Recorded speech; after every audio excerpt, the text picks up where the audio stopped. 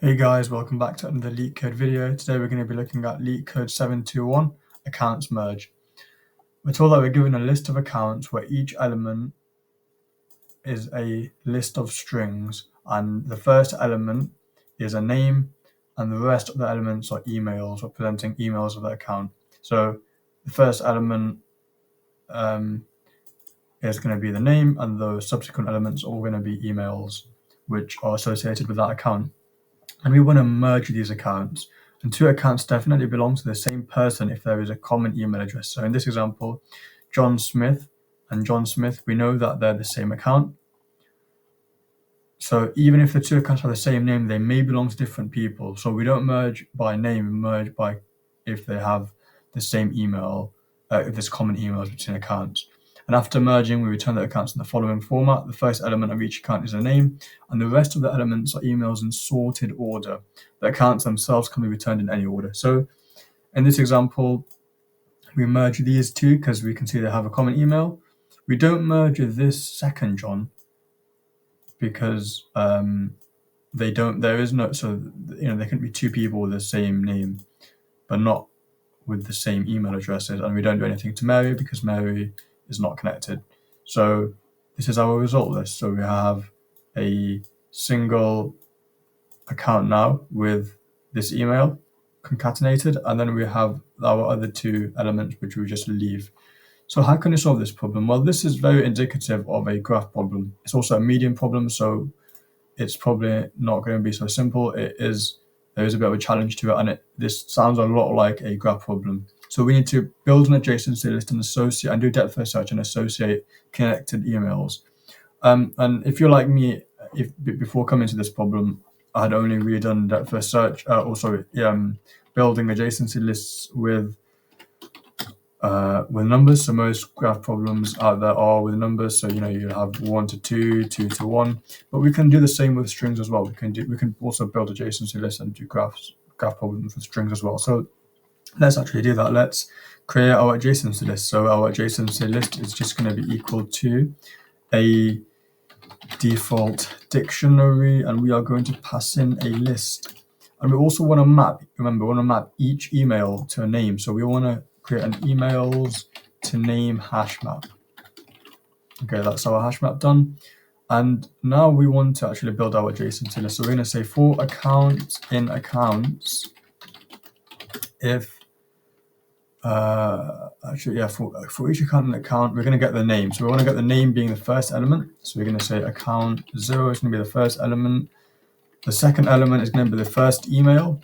And the reason we want to get the first email because we want to map all the subsequent emails to this first email.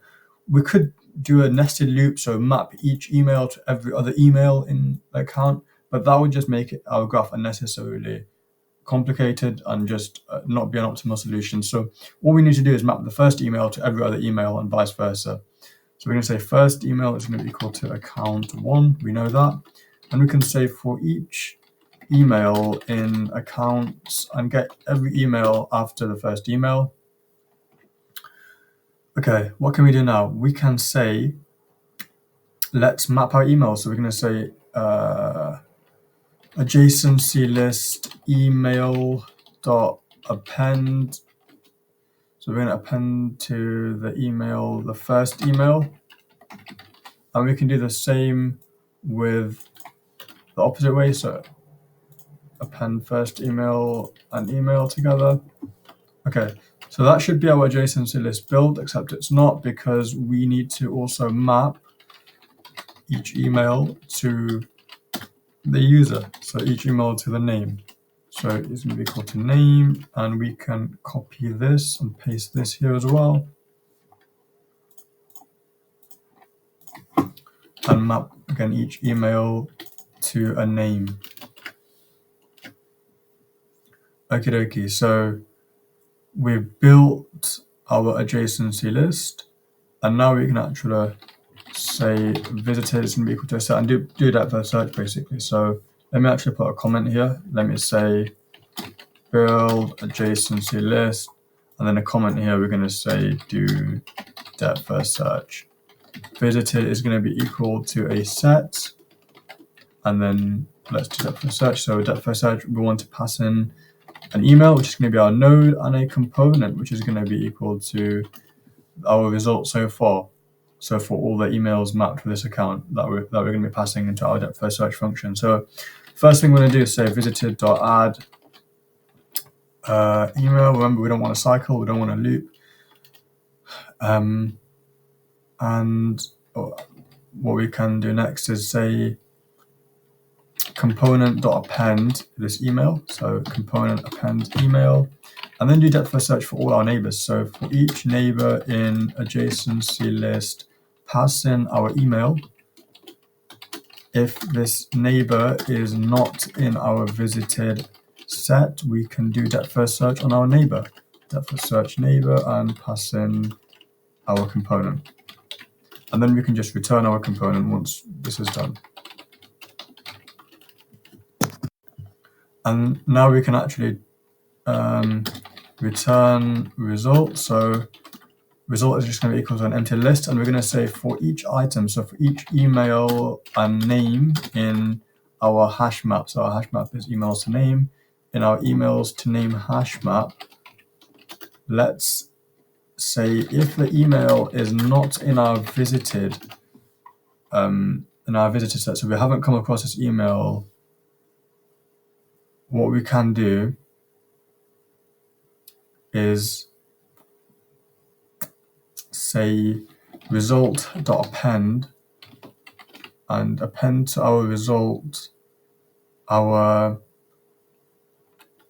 name, and we also want to concatenate our depth first search, the result of my depth first search function, so we can just pass in email and we can pass in an empty list just to get started with.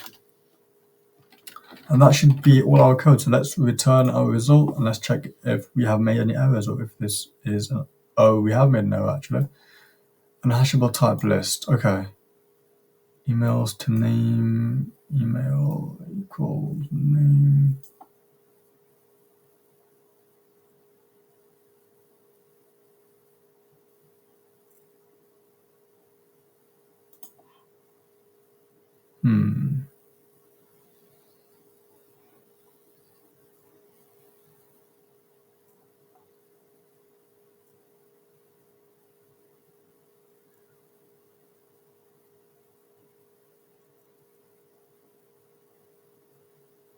Okay.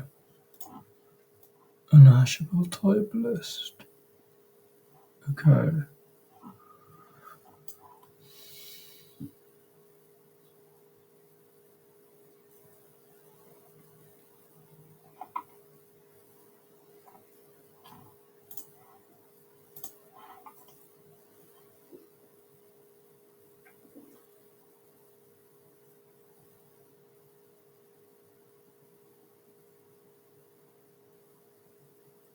So I'm just thinking what our problem here might be.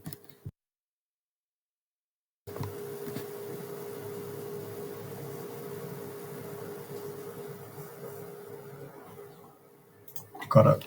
So we're going through each of the accounts when in reality we should be just going through the account, and we're still getting the wrong answer.